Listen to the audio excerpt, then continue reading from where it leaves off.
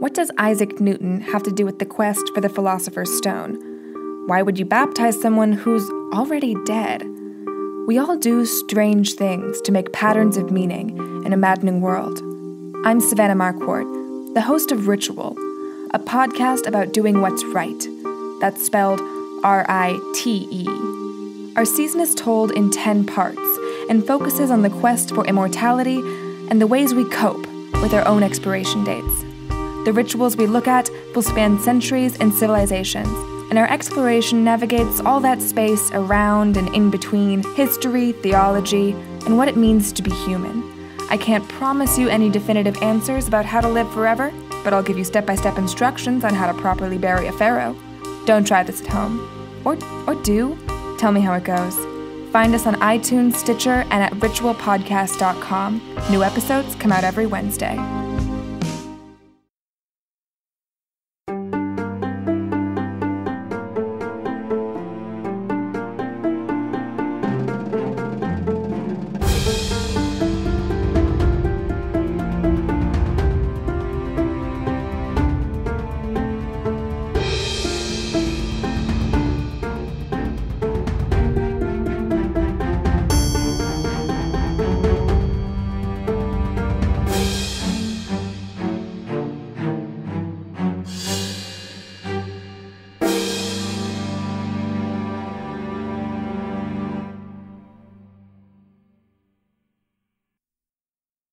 Hello, and welcome back to the History of Ancient Greece.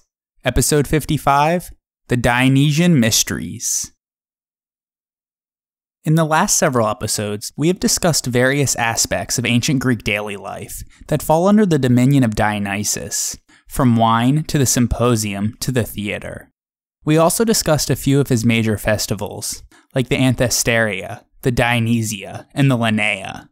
Well, now we are going to finish up by looking at some of his more famous myths and his cultic iconography, as well as a discussion of Euripides Bacchae, where the ritual madness and religious ecstasy of the rites of Dionysus were brought to the center stage. But first, we need to look at a particular Eastern deity who had a major influence on the cult of Dionysus, that being the Great Mother Cybele.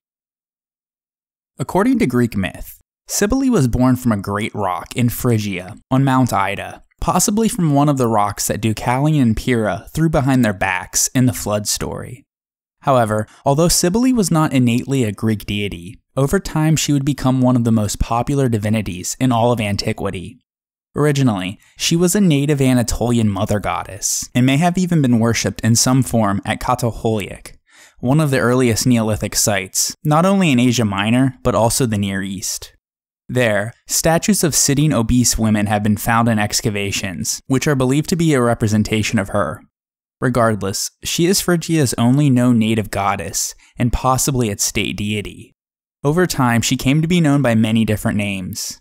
In her native Phrygia, Cybele was known as Mater Kubaleia, which means Mother of the Mountains. Although the Greeks sometimes called her Meter, which is Greek for mother, they also shortened her name and simply called her Cybele, or the anglicized Cybele, which was basically a Greek adaptation for the Phrygian term for mountains. The Romans either called her Cybele or Magna Mater, meaning Great Mother. The ancients also believed that Cybele was the same goddess as the Hittite goddess Kubebe. That divinity, though, was quite different from Cybele. Kubebe was a goddess that carried a mirror, emphasizing her beauty. In this same manner, Cybele also has been closely connected to other Eastern beauty goddesses, such as Asherah, a Semitic deity mentioned in the Hebrew Old Testament, Astarte, a Syrian deity, and other versions of Aphrodite, especially as manifested by Venus Eryxina, meaning of Mount Eryx, on Sicily. This version derives from Aphrodite, who is connected to Astarte, and Asherah, who is connected to Cybele.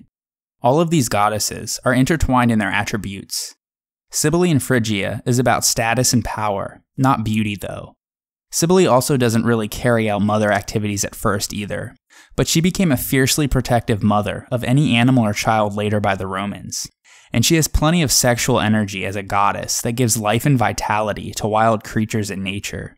It was because of this that the Greeks also called her Patnia Theron, or Mistress of the Animals. It is believed that sometime in the 6th century BC, Cybele was transported from the Central Asian Minor region of Phrygia to the Ionian coastline, and those Greeks then spread her worship to the mainland. In fact, evidence points to an early focal center of the goddess's cult on the island of Samothrace. Although we do not have enough reliable information on the worship of Cybele during the classical Greek period, her cult would become very popular in the Hellenistic and late Roman Republican periods. In Greece, she was partially assimilated with the various aspects of the Mother Earth goddess Gaia, as she represents the mysteriously constant life principle or potency that exists, unmoved at the center of the cycle of birth, growth, death, and renewal. But since she also was a personification of the earth itself, naturally in worship and iconography, the ancients connected her with Rhea, Zeus's mother, and Demeter as well. As a goddess of permanent vitality, she could heal the sick and even resurrect the dead. She could give oracles, probably because she had a timeless quality about her. As a goddess of the earth, she not only promoted fertility in general, but she dominated and subdued wild nature to her commands, while her mountains, she is closely connected to Mount Ida in Phrygia, and natural defenses gave cities protection in times of war. Others too celebrated her as a foreign, exotic, mysterious goddess who arrives in a chariot, drawn by 2 lions, to the accompaniment of wild music, wine, and a disorderly, ecstatic following. The few images and passages relating to the early worship of her cult in Greece hint that the goddess's cult image remained in her temple, not paraded about as in the later Roman version of the cult. In Phrygia, her places of worship were door-shaped niches carved into rocky cliffs and hillsides, filled with high-relief images of the goddess. Worshippers approached her image with sacrificial gifts and the banging of metal objects. Perhaps this reflects her role as Rhea and recalls the mythical Corybantes who clashed their shields to cover an infant Zeus's cry on the cave in Crete, which was also called Mount Ida. A typical image shows her sitting on a throne as a ruler, either holding a bird of prey or flanked with lions at her feet, symbolizing her control of wild creatures.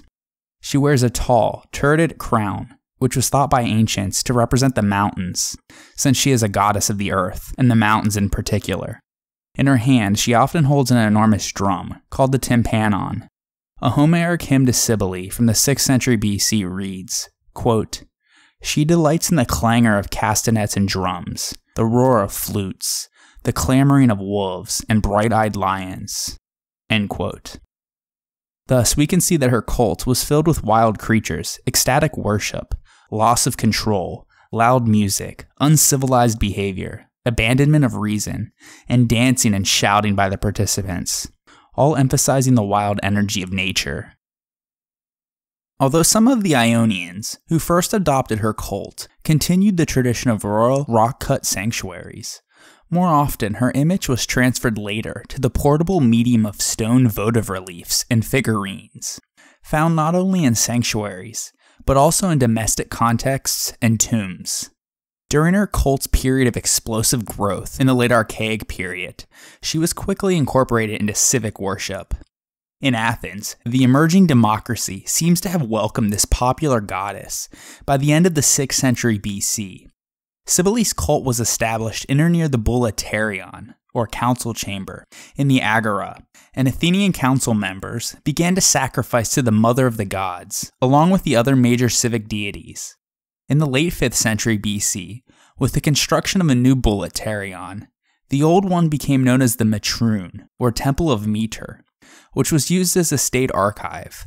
Private sponsorship of Cybele was also widespread and was prompted by dreams and visions.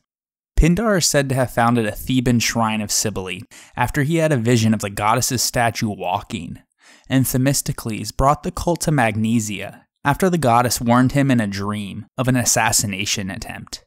In the succeeding generation, however, the cult of Cybele was viewed less favorably, at least by the elite men of Athens, and was associated with women and the poor, as well as excessive emotional displays.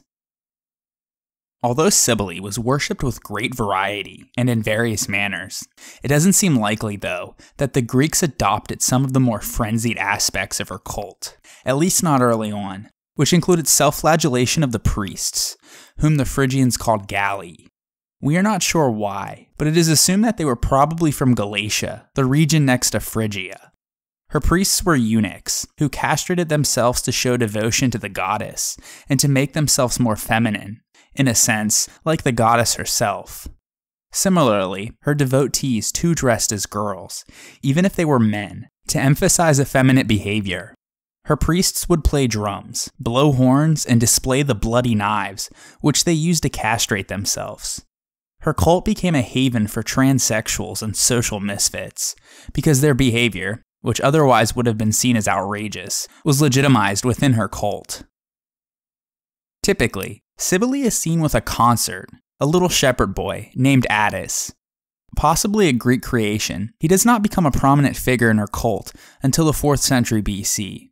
When he does show up, Attis is often dressed in Trojan or Persian clothes, in essence representing an Oriental nature boy. He is the ultimate worshipper and petitioner, and her major mythological narratives tend to involve him. At one point, Zeus saw Cybele asleep on the rock of Mount Ida and approached her in a blaze of lust, as Zeus so often does with everyone in myth. She resisted him until he prematurely ejaculated his seed onto the rock. Because of the divine power and virility of Zeus's semen, the rock itself became pregnant and eventually gave birth to a son, Aegisthus. His strength was so great that even the Olympian gods shuddered at his power and fled before him. Furthermore, his bestial lust raged crazily and indiscriminately towards both sexes, so that the whole universe felt threatened by his presence. Finally, the gods turned to a relative newcomer to the pantheon, that being Dionysus, the god of wine. They had hoped that he could get Aegisthus good and drunk, and so Dionysus went to the fountain, where Aegisthus was known to drink, and he poured in a powerful dose of undiluted wine. When Aegisthus came to the fountain, he guzzled massive quantities of water without realizing that wine had been mixed in, and soon enough he passed out in a drunken stupor. Dionysus then made a noose of braided hair from his own head, and slipped one end over Aegisthus's feet, and the other end he attached to his genitals. Eventually, Aegisthus recovered from his drunkenness and awoke from his deep sleep. Naturally, he did what most people do first thing in the morning, and so as he stretched the long, lazy stretch, he ripped his own genitals from his body, and screamed in agony as blood spurted onto the earth. From his spurted blood, a pomegranate tree miraculously began to grow. The story only becomes more bizarre. At some point, a certain girl named Nana, the daughter of a local king, walked by and stopped in amazement at the tree growing from the blood. She plucked a pomegranate from it, slipped the fruit into her dress, and soon found herself pregnant. Her father was disgraced, because naturally he didn't believe the whole pomegranate story, and so he locked her up in prison in the expectation that she would die from starvation. Cybele, however, kept her alive with fruit and grain that she snuck to her in her prison cell. In time, Nana gave birth to a boy named Attis. Cybele became fond of Attis because he was extremely handsome, while the castrated Aegisthus became his hunting companion. As the years went by, another local king, by the name of Midas, arranged for Attis to marry his own daughter. This is the infamous Midas, that of the donkey ears and the golden touch, but those unfortunate events would come about much later. Anyways, Aegisthus was furious that the boy had been taken from him, and on the wedding day he showed up and drove all of the wedding guests mad. A man named Gallus grew so crazed that he sliced off his own genitals, while some of the girls cut off their own breasts.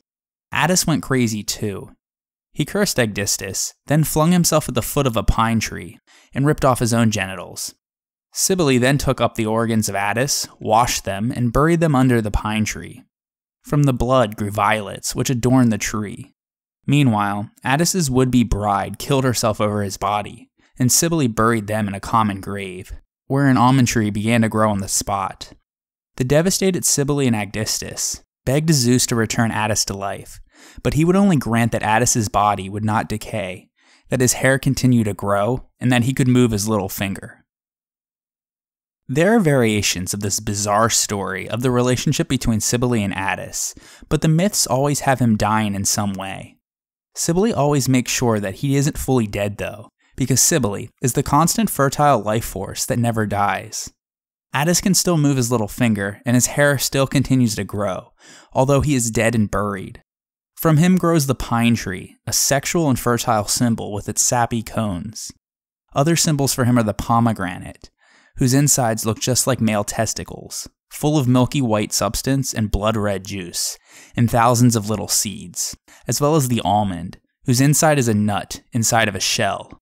In fact, the Greek word for almond, amygdala, has the root agmatha, the same word used in medical terminology for testicles. The myth of Attis teaches us that the mother power stays steady. It's a constant power in nature, and Mother Cybele is in control of that. But within her control, it operates in a cycle: birth, growth, death, burial, and regeneration. And it was for this reason that she was seen as the mother of the gods. Many myths portray Dionysus as a divinity who comes from overseas and tries to impose his exotic, irrational brand of religion on the relatively rational cities of Greece. As a result, many scholars have suggested in the past that Dionysus was a syncretism of a local Greek nature deity and a more powerful god from Thrace or Phrygia, such as Sabazius. At the same time, his worship seems to be an amalgamation of the cults of the Phrygian Cybele, who was likewise celebrated with ecstatic dancing, as well as Egyptian Osiris, a Chthonian vegetation god, who experienced dismemberment and resurrection. But the discovery of Dionysus' name on Linear B tablets from Pylos, as Dionyso, shows that the god was known to the Bronze Age Greeks, and causes us to rethink his status as an outsider who imposed himself on Greek order. Although he was actually born in Greece, in the myths, it seems likely that the Greeks played up the otherness of Dionysus, precisely because of the ecstatic effects of his power. Dionysus was born from a relationship between Zeus and Semele, the gorgeous daughter of Cadmus, who was the king and founder of Thebes. We discussed Cadmus in episode 46. Anyways, the only mortal who knew of his weekly affair was Semele's nurse. So when Hera found out, as she always does, she disguised herself as the nurse and put her plan into motion to punish Semele. Disguised as the nurse, she convinced Semele that she should ask Zeus to make love to her as he does to Hera on Mount Olympus. And so, the next time that Zeus and Semele found themselves engaged in pre-coitus pillow talk, the braggadocious Zeus boasted that he would do anything for her, no matter what she insisted upon. And so she asked him to make love to her in all of his glory, like he does to his wife Hera. Zeus immediately regretted his promise, and even though he tried to talk her out of it, he eventually gave her what she wished, since he gave her his word. Unfortunately, Zeus making love in all of his glory meant that thunderbolts and a ball of fire were released, since he was a god. The result was that Semele and her entire bedchamber were consumed. As she was burning up, a regretful Zeus saw that she was pregnant, and so he snatched the fetus out of her body and placed it into his inner thigh, so that Hera could not see it. Thick thighs save lives, I suppose, even if they are Zeus's thighs. Anyways, a few months later out popped a baby Dionysus. Since he was born out of the flame and out of the thigh, this might be the reason that Dionysus would receive the epithet Disotokos, or twice born. When Semele died, her sister spread the rumor that her relationship with Zeus was a lie intended to cover up the fact that she became pregnant to a random mortal, and that her death was punishment for the lie. As a result, the people of Thebes became convinced of this. King Cadmus, the founder of Thebes, had many other children, all of whom either had tragic endings themselves, or their children did. We just mentioned Semele and her ending. Polydorus was the great-grandfather of Oedipus, and we already know how that story turned out. Autonoe was the mother of Actaeon, who became so renowned in hunting that he accompanied Artemis in the woods. Once, however, he accidentally saw the goddess bathing, naked in some spring waters. She became furious and turned him into a deer, with the end result that he was attacked and ripped apart by his own hunting dogs. Agave was the mother of Pentheus, who would become the king of Thebes. Their comeuppance comes at the end of Euripides Bacchae. Ino was married to Athamas, the king of nearby Orchomenos. She was the sister that Zeus gave the baby Dionysus to, in order to raise and hide him from Hera. She dressed the boy up as a girl, which is where he got his liking for effeminate things, later on. When Hera finally found him, in her anger she drove Ino and her husband mad. Ino ended up throwing one of her children into a cauldron of boiling water, while Athamas speared another, thinking that the child was a deer. In her madness, Ino jumped off of a cliff into the sea. The sea nymphs, out of pity, transformed her into a sea nymph herself, and one day she would rescue Odysseus after a shipwreck. Anyways, Zeus rescued the young Dionysus, whisking him away and turning him into a baby goat. He gave him to Hermes in order to take to the nymphs on Mount Nysa. This is where he gets his name Dionysus, because he is the god, or Dio, of Nysa. Mount Nysa is usually placed in Asia Minor, but another strong tradition also places it in Thrace, near Philippi. Either way, while there, he was taken under the wing and tutelage of Silenus, the son of either Hermes or Pan, depending on the source, who became a sort of foster father to Dionysus. Silenus was a half-horse and half-human creature, but he was different from the centaurs in that he was predominantly human. He did not have the lower body of a horse, but only the tail and ears, and so he stood upright with human legs. Eventually, though, Hera found Dionysus again, and she ripped him apart, scattering his remains all over the earth. The other gods came to his rescue once again, though, by finding all of the pieces and putting him back together. This time, however, when they reconstructed him, he was made anew as an immortal god, before he would have just been a mortal demigod. This could also be another reason to use the epithet twice-born, as he was born both as a mortal demigod and as an immortal god. This, of course, was not known to the general public, and so from then on, many of the myths, in regards to Dionysus, involved the god traveling the world trying to convince the people of his divinity. He often disguised himself as one of his prophets, rather than showing his true self to the people that he was trying to convince. One of his most famous myths is relayed in the Homeric hymn to Dionysus. One day, he was on the island of Icaria, or Chios in some sources, both of which were famous for their wine. There, he attempted to hire some sailors for a ride to Naxos. The sailors turned out actually to be pirates from the Tyrrhenian Sea, who figured that any small boy trying to get onto a boat by himself must have hailed from wealthy parents. Therefore, they seized him, hoping to kidnap him and get a ransom, or to sell him into slavery. For this purpose, they steered off course and headed towards Asia instead of the island of Naxos. Although he was a god and could easily have escaped this situation, Dionysus allowed himself to be bound up. Some of the pirates even found him to be so handsome that they plotted to rape him, all except the steersman, who realized that there was something special about the young boy. Dionysus, though, understood their intentions. Suddenly, in spite of a breeze at their backs, the ship came to a complete standstill. The sound of flutes filled the air, ivy twined itself about the masts, and the oars turned into snakes. Then, wild beasts appeared on the deck, including panthers, lions, and bears. The captain was eaten first by the lion. Witnessing this, the rest of the sailors immediately jumped into the sea. But Dionysus wouldn't let them escape that easily, so he turned them into dolphins, which remain somewhat human-like to this day. The steersman who didn't harm him was spared. At any rate, Dionysus then sailed on to Naxos. There, he met his future wife, Ariadne, who was left behind by Theseus after his defeat of the Minotaur on Crete. Eventually, Dionysus discovered that his old schoolmaster and foster father, Silenus, had gone missing. The old man had been drinking, per usual, and had wandered away drunk. Eventually, he was found passed out in the rose garden of Midas.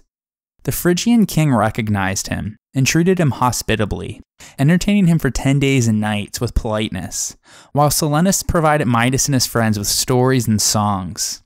On the 11th day, he brought Silenus back to Dionysus, who in return offered him his choice of whatever reward he desired. After mulling it over, Midas asked for the gift that whatever he might touch would be changed into gold. Dionysus consented, though he was sorry that Midas had not made a better choice. Midas, however, rejoiced in his new power, which he hastened to put to the test. He immediately touched and turned to gold an oak twig and a stone. Overjoyed, as soon as he arrived home, he ordered the servants to set a feast on the table to celebrate his new extraordinary powers. But he quickly found out that he hadn't thought his wish through, because when he tried to eat or drink at the feast, the bread, meat, and wine all turned to gold. And so he began to starve from a lack of nourishment. When his daughter embraced him, she too turned to gold. A saddened and desperate Midas immediately strove to divest himself of his power, the so-called Midas touch, since he came to hate the gift that he had coveted. He prayed to Dionysus, begging to be delivered from his gift, which was actually a curse. Dionysus heard and consented, and so he told Midas to wash himself in the river Pactolus. Midas did as he was told, and when he touched the waters, the power passed on to them, and the river sands changed into gold. This was an etiological myth that explained why the sands of the Pactolus were rich in gold. And now, let us take a short break for a word from our sponsors. The History of Ancient Greece is powered by the CLNS Media Network, and today's episode is brought to you by FanDuel. Fantasy football fans, the wait is nearly over. Football season is back, which means FanDuel is back. FanDuel is 1 week fantasy football, meaning that there are new contests starting every week, and you get to choose a new team each time. There are no lengthy drafts, and there are no busted seasons due to injuries. There's no season-long commitment either. FanDuel has lots of contests to choose from, starting at just $1. Just pick a contest, choose your team, and watch your score real time. New users get a free entry into the NFL Sunday Million with over $1 million in cash prizes. Just visit FanDuel.com and sign up with the promo code Ancient Greece. I'll also be doing a listener league, so you'll have the opportunity to play against me and other the History of Ancient Greece podcast listeners for bragging rights. To join, go to www.fanduel.com/Ancient Greece. Once again, you can sign up today by going to fanduel.com, click the Join Now button, and use the promo code Ancient Greece. And then go to www.fanduel.com/Ancient Greece to join Ancient Greece's FanDuel League. And now, let us turn our attention back to the ancient Greeks. The earliest cult images of Dionysus show a mature male, bearded and robed, but it is generally believed that from his time in Phrygia is where he adopted the oriental, effeminate costume that he is later often depicted wearing. He is shown as a beardless, androgynous youth, wearing a panther outfit or a pelt from a young deer. He has long, flowing golden hair, his cheeks are flush, and his features are round and soft. In terms of iconography, ivy leaves sit upon his head, and in one hand he holds grapevines, and in the other a thyrsus, a pole with either ivy or a snake wrapping around it, and with a pine cone dripping with honey on top. Although the thyrsus was representative of the male phallus, paradoxically, Dionysus himself is rarely portrayed nude or in a state of sexual excitement. In fact, he remains detached from sexuality, except in the context of the sacred marriage to Ariadne. The Dionysiac phallus, thus, does not signify male sexuality or masculinity per se, but the exuberant, animating force that makes arousal and procreation possible. Dionysus himself often is shown riding a leopard or a panther, or being drawn in a chariot, usually by other exotic beasts, such as lions or tigers. In addition to the grapevine and ivy plant, the fig tree was also sacred to Dionysus, and since he was a god of resurrection, he was strongly linked to the bull. It was also from the Phrygian god Cybele that Dionysus learned many of his ecstatic rites, called orgia, from where we get the word orgy. In modern usage, an orgy is a sex party where guests freely engage in open and unrestrained sexual activity, or group sex. In terms of the Dionysian religion, orgia, too, are popularly thought to have involved sex. But while sexuality and fertility were cultic concerns, the primary goal of the orgia was to achieve an ecstatic union with the divine. Regardless, as a result of his connection to Cybele, Dionysus's music and his rites were much crazier and louder than the calm, melodious music of Apollo. They were usually a wandering band of people, called a Dionysos, who followed him on these journeys. A notorious consumer of wine, his former teacher Silenus accompanied him, but he was usually drunk and had to be carried by a donkey or supported by the satyrs. The satyrs were part goat, part man creatures, bearded with erect phalluses. These creatures were extremely lusty and were the personification of sexual drive. They especially lusted after Dionysus's other companions, the Maenads, meaning the frenzied ones, who were the nymphs that reared him on Mount Nysa. The Maenads were more interested in dancing and whirling about in a frenzy to the sound of the aulos, and usually carried a thyrsus and a davlos, or a torch. Dionysus is also known as Bacchus, and the frenzy he induced is called Bacchae. All of the worshippers of Dionysus together are called the Bacchantes.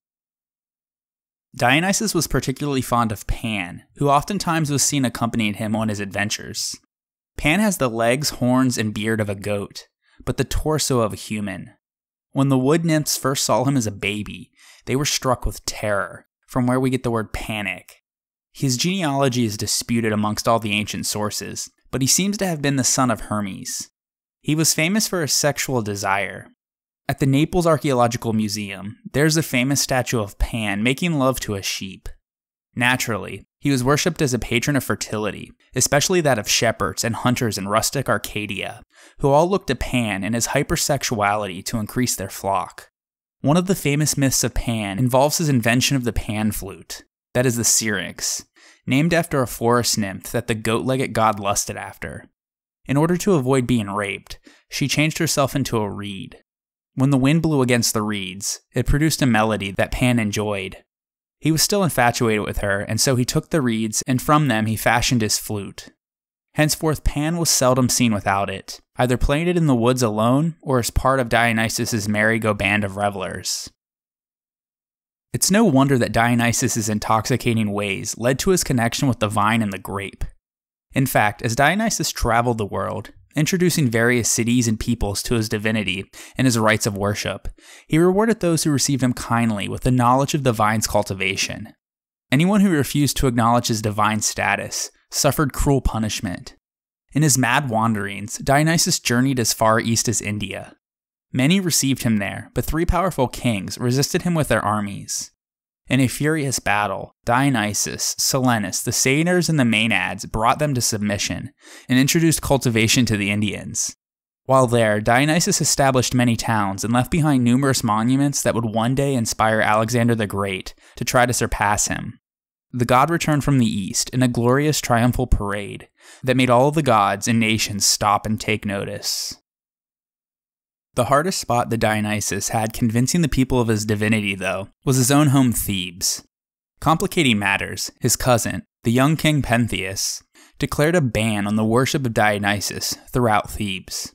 This is where Euripides' Bacchae opens. Euripides' Dionysus is young and full of anger towards his mortal family, who not only refused to accept his divinity, but had spread nasty rumors about his mother. At the play's start, Dionysus reveals in his opening soliloquy that he has returned, disguised as a stranger, to take revenge on the royal house of Cadmus.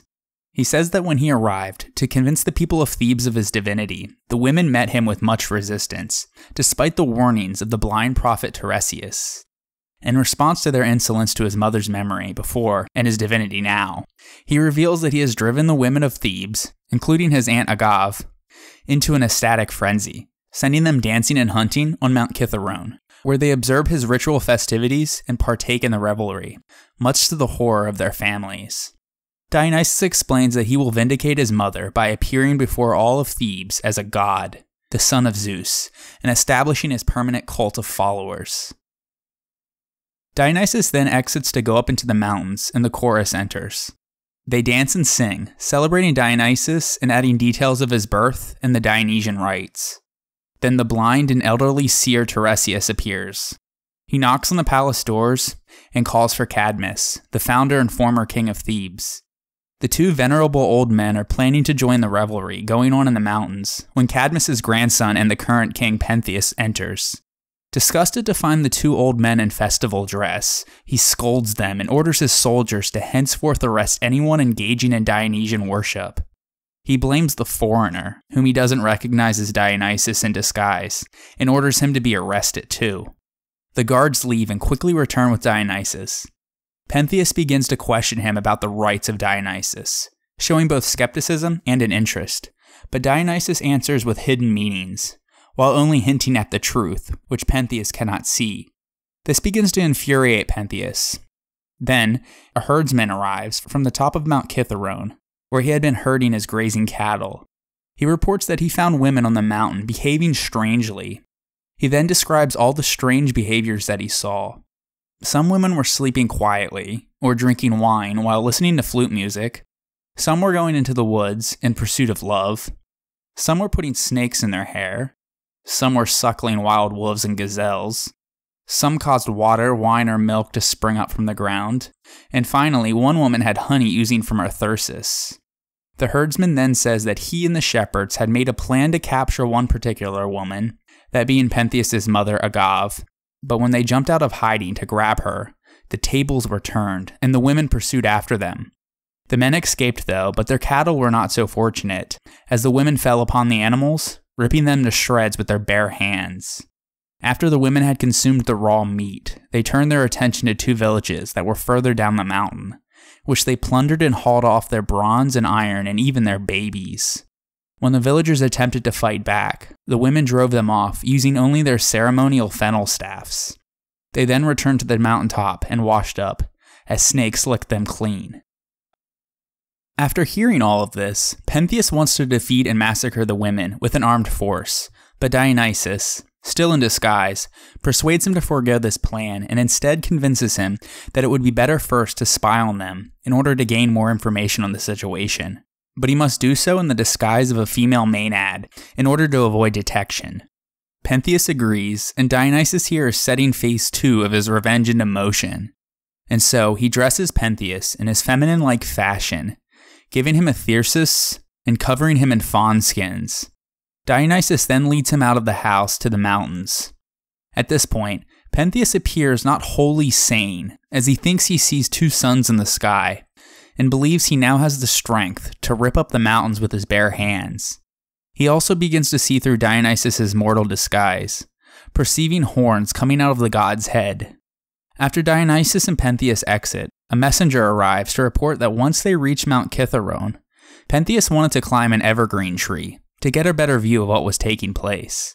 So Dionysus used his divine powers to bend down the tall tree and place the king in its highest branches. Then, the stranger revealed himself as Dionysus and called out to his followers. He pointed out the man in the tree, which drove the maenads wild. While in their frenzied state, the women thought that he was an animal that has come into their midst. Led by Agave, the king's mother, they forced the trapped Pentheus down from the treetop, and just as they had done with the herdsman's livestock, ripping off his limbs and head, they ferociously tore Pentheus' body into pieces with their bare hands. After the messenger has relayed this news, Agave arrives, carrying her son's head on a pike. In her possessed state, she believes that it is the head of a mountain lion. So when she proudly displays it to her father, Cadmus, she is confused when he does not delight in her trophy, and his face instead contorts in horror.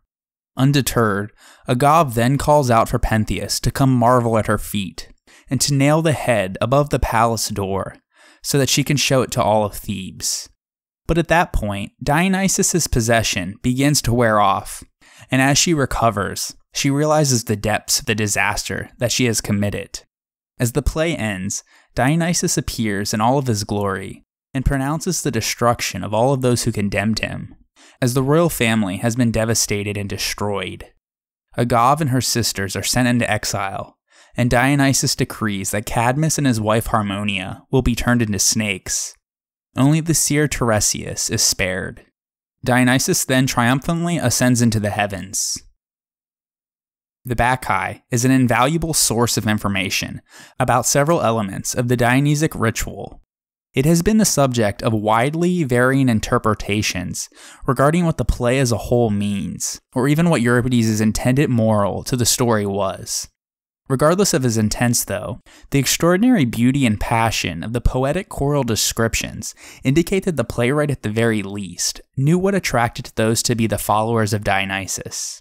And the vivid gruesomeness of the punishment of Pentheus suggests that he also may have understood what caused those to be troubled by the religion. In the Bacchae, there are 2 completely different versions of Dionysus. First, there is the god as he is described by the chorus, which is the god of wine and uninhibited joy and instinct. However, Dionysus also appears as a character on the stage, who has come for revenge and is deliberate, plotting, angry, and vengeful. In the play's climactic plot construction, Dionysus as the protagonist instigates the unfolding action by simultaneously acting as the play's narrator, costume designer, choreographer, and artistic director, in spinning the web that would ensnare Pentheus and Agave. In this play within a play, Dionysus, the god of the theater, stage directs the action. The Bacchae also presents with impressive thoroughness the tragic conflict between the individual desires of behaving oneself according to the rules of civilized logic and the realm of uncivilized ecstasy. Like several of Euripides' other plays, the Bacchae is concerned with two opposite sides of human nature, the rational and civilized side, which is represented by the character of Pentheus, and the passionate and instinctive side, which is represented by Dionysus. The latter is sensual, without analysis. It feels a connection between man and beast, and it is a potential source of divinity and spiritual power. And so the Bacchae seems to be arguing that it is perilous to deny or ignore the human desire to experience this type of Dionysian experience.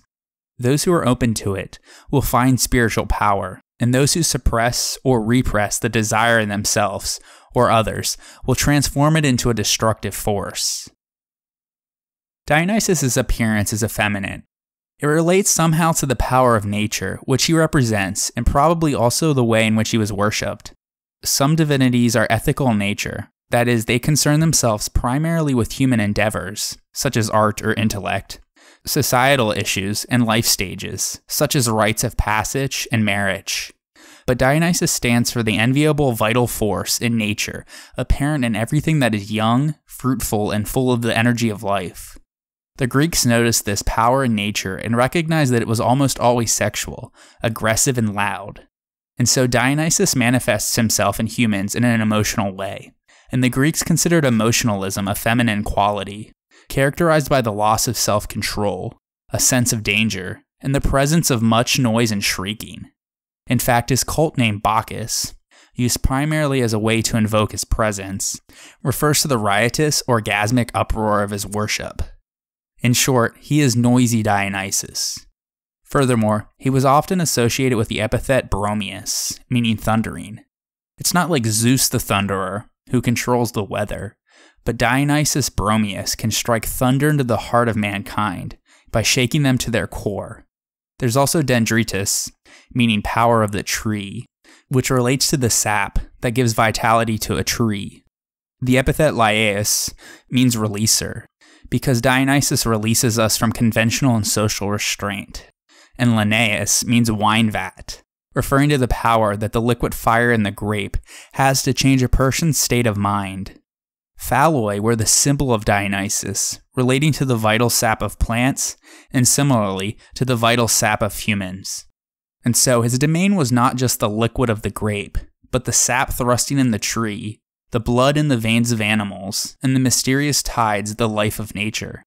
Indeed, for the ancient Greeks, Dionysus was an irrepressible life force that gave humans energy. The devotion of the Dionysiac cult was an attempt to tap into this life force, and his followers performed rituals for communion and transformation. The goal was to become enthused, or to get the god in them, literally as they believed, so that they could experience a refreshment of life. This was called ecstasis, literally a stepping out of oneself, from where we get the English word ecstasy. They did this by releasing endorphins that gave them a religious high. They drank wine while dancing and whirling in the mountainside in the cold night air, an act that was called the Oribazia. There was also snake handling, because the element of danger helped to enhance the religious high that was needed in order to achieve Dionysus. Finally, they played the music that Dionysus learned from Cybele while in Asia Minor, using castanets, the tympanum, the barbiton, and the aulos, which were all loud and piercing. All of these elements caused a very real psychological effect. The rituals were so crazed in order to release the animalistic tendencies that lie under human civilization. If we were civilized all of the time, then these tendencies would come through in perverted, destructive ways. This is what happened to Pentheus. He tries to resist Dionysus, and then he finds himself dressed as a female and torn apart. So the Dionysiac cult channels these tendencies through a controlled religious event, curing the madness that festers in us all. There is more to his cult than just ecstasy, though. There is a culminating and bizarre act during these rituals, which we have alluded to already. When the participants had reached a frenzied state in the ritual, an animal, usually a rabbit, deer, or goat, was released by a priest into their midst. although in their orgasmic state, they believed it came directly from Dionysus. Regardless, the revelers would surround it and perform the sparagmos, which is the tearing of the animal apart with their bare hands, like the Maenads did with Pentheus. Dionysus didn't want the traditional burnt sacrifice that's usually given to the other gods, but he wanted the act of the sparagmos. During the omophagia, the revelers ate the raw flesh of the animal that they had just torn apart. In doing so, they would be communing with the god, believing that the animal was actually a transformed Dionysus himself. The ancients arguably were much more in tune with the need to upset the mundane and let it all hang out. The cult of Dionysus, in a sense, created a carnival effect, distorting the norm and making people appear bizarre and grotesque with the distorted mirrors. The god's worship let people have a freedom of experience, and there was laughter and much exaggeration. There was abuse, masking and unmasking, and role reversal. The norms of society were called into question and even broken in his cult. The point was to shake someone out of the mundane and to come back with a renewal of life and a fresh perspective on the world. It is clear from the descriptions of his myths and cultic practices that Dionysus stands in sharp contrast to all of the other Olympian gods. He was born of a human mother, and his worship took place not in the traditional sanctuaries and temples that adorn the cities of Greece, but wherever the god and his merry band of revelers traveled. Instead of the normal kind of sacrifice and feasting, his followers engaged in violent, wild rituals that preferred the unexpected and perverted. While the rituals for the other gods involved roasting and eating meat, Dionysus wanted his worshippers to tear into raw flesh. The other gods demanded solemnity and respect in their worship, but Dionysus asked for unrestrained revelry. The unorthodox form of piety that he demanded appealed not just to men, as was the case with many other cults of Greece, but also to women and slaves. Regardless, in the myths, Dionysus was accepted by the other Olympians, except for Hera, who hated him since he was the love child of Zeus. However, he would eventually garner her good graces when he managed to persuade Hephaestus, with his wine and his kindness, to go up to Olympus and reconcile with his mother. And so she then agreed to accept Dionysus as a member of the family of Mount Olympus. Dionysus also has attracted a great deal of critical attention because a profound theology, analogous to certain Christian doctrines, can be extracted from his myths and cults in a way that is not true of the other Olympian gods. A suffering god, an ecstatic religious experience in which worshippers are united with the deity, the consumption of wine as part of the ritual, and the belief in the god's ability to offer salvation from death. All of these elements have contributed to theories that Dionysian religion was co-opted by Christianity, on the one hand, and attempts to recast the pagan Greeks as Christian precursors, on the other. More recently, the psychosocial dimensions of Dionysian religion have been extensively studied to reveal how the god offered temporary escape from the normal modes of being into alternative states, such as a hypnotic trance, masquerade or disguises, madness, and of course intoxication, and how he subverted gender roles and other societal norms. These analyses are largely based on the portraits of Dionysian worship in Greek poetry and myth, above all else, the Bacchae of Euripides. While they provide a valuable description of the god's symbolic significance and cultural meaning, a study of Dionysus's cults and the historically attested behaviors associated with them yields a picture rather different from what myth and poetry lead us to expect. In practice, the worship of Dionysus was not truly subversive. Instead, it offered outlets for physical and emotional self-expression within socially acceptable contexts.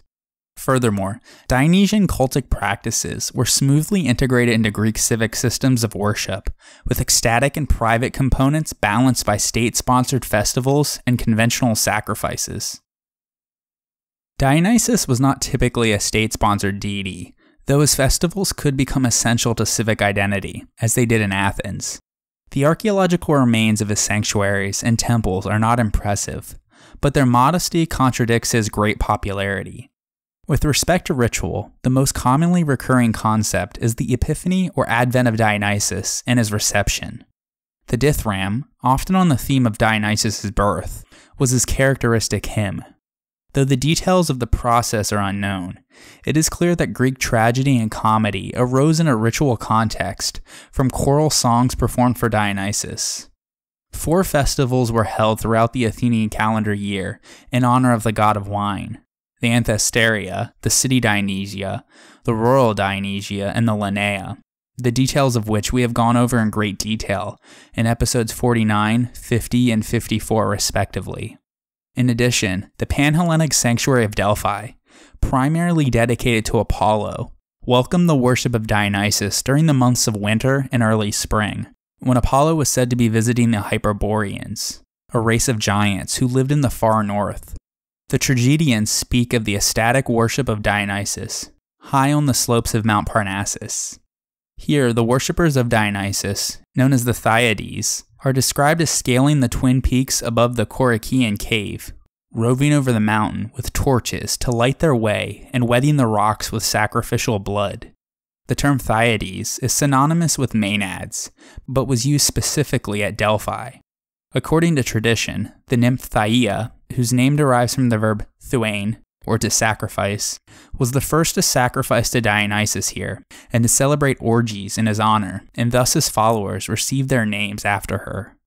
No special altar or cult place is mentioned either on the mountain or in the sanctuary itself though, but by the 4th century BC, Dionysus and his followers were sculpted in the west pediment of Apollo's new temple. Like other Maenadic festivals, this one took place every other winter, and so the Thyades must have experienced great dangers and discomforts on the cold, dark slopes of Mount Parnassus. Plutarch, who served as a priest at Delphi during the turn of the 1st century AD, writes that in his day, the Thyades once had to be rescued when they were caught on a snowstorm on Mount Parnassus. And Pausanias reports that he spoke with some Thyades from Attica, who joined with their Delphic counterparts every other year to perform mysterious rites for Dionysus. Likewise, an early spring festival, called the Agriania, is well attested amongst the Dorian Greeks and in Boeotia. The name seems to be related to the adjective agrios, meaning wild or savage, and the myths and rituals associated with this festival involve women who run wild under the influence of Dionysus. What distinguishes the Agriania from other traditions, though, is the role played by men, who oppose and check the women's wildness, yet are themselves led by the priest of Dionysus. According to tradition, at Boeotian Orchomenos, the 3 daughters of Minyas were driven mad when they refused to participate in Dionysiac dances. Tearing apart an infant in their care, they dashed outdoors, only to be chased away as murderers. And so during the Agriania, women said to be descended from the Minyans were pursued by a sword-wielding priest of Dionysus, who was empowered to kill any woman that he caught. However, if his power was ever more than symbolic, it had lapsed by Plutarch's day, who reports that a priest named Zoilos actually killed a woman, and so he was deprived of the priesthood as a result. At Argos, the Agriania was held to honor Iphino, another victim of the Dionysian pursuit. Iphino was one of the 3 daughters of King Proetus, who was the uncle of Perseus. According to Hesiod, Proetus refused to accept the rights of Dionysus, and so the god caused his 3 daughters to fall into a murderous frenzy, much like he did at Thebes, and they were soon joined by the other women and girls of the city. With the strongest youths of the city, the Dionysiac prophet Melampus pursued the women to Sicyon. He was able to purify them and bring them back to their wits, but not before Iphino died in the pursuit. And so, the Agriania, performed on a biennial basis like other Maenadic rituals, enacted a dissolution of social order and gender norms, followed by a return to stability. The ritual segregation of men and women, not unusual in itself, was escalated into an overt opposition between raving women and pursuing men. The earliest attested version is the Homeric story of Thracian Lycurgus, who drove the nurses of raving Dionysus over the sacred plain of Nyssa, striking them with an ox goad while the god himself leapt fearfully into the sea and was received in the bosom of Thetis. King Perseus of Argos carried out a similar pursuit, killing the Maenadic Halii, or sea women, but ultimately honoring their tombs and founding a temple of Dionysus. All of these various myths probably arose from pursuit rituals, like those attested for the Agriania. The tradition of Dionysus' birth at Thebes was very ancient, attested by both Homer and Hesiod. There, the god was called Dionysius Cadmeus because his sanctuary was located on the Acropolis, or the Cadmea. Considering the importance of Thebes in the history of the Dionysian cult, we know surprisingly few specifics about the rituals performed there. The existence of a Maenadic ritual conducted on Mount Kithaeron, probably the Agriania, can be deduced from the myth of Pentheus's pursuit of the Maenads, as told in Euripides Bacchae. As we have seen, the authority of Thebes in Dionysian matters was supported by the Delphic oracle, and certain Theban cults were imitated by other cities. For example, the Pythia instructed the Corinthians to obtain the tree from which Pentheus was dragged, and to, quote, worship it just like the god, end quote. 2 images made of pine wood from Thebes were called Dionysus Lycius, or the Liberator, and Bacchios. Sicyon too had a statue of Dionysus Lycius, brought from Thebes at the behest of the oracle, and paired with a Bacchios. The sanctuary in Sicyon was located beside the theater, and one night each year, the citizens escorted the god's 2 images to this Dionysion, while carrying torches and singing hymns. The Athenians practiced a similar ritual with respect to Dionysus Eleutherios, originally a Boeotian god, who was installed beside the theater at the beginning of every city Dionysia. And so this cult ritual can be traced ultimately to the sanctuary of Dionysus Lycius near the theater at Thebes. Now that we've covered the numerous aspects of Dionysus, including the symposium, the theater, and his mystery cult, we are going to shift our attention back to the physical realm and look at the evolution of statuary, vase painting, and temple building that took place in the early 5th century BC. First up, though, will be statuary, so join me next time on the History of Ancient Greece, episode 56, Classical Sculptures.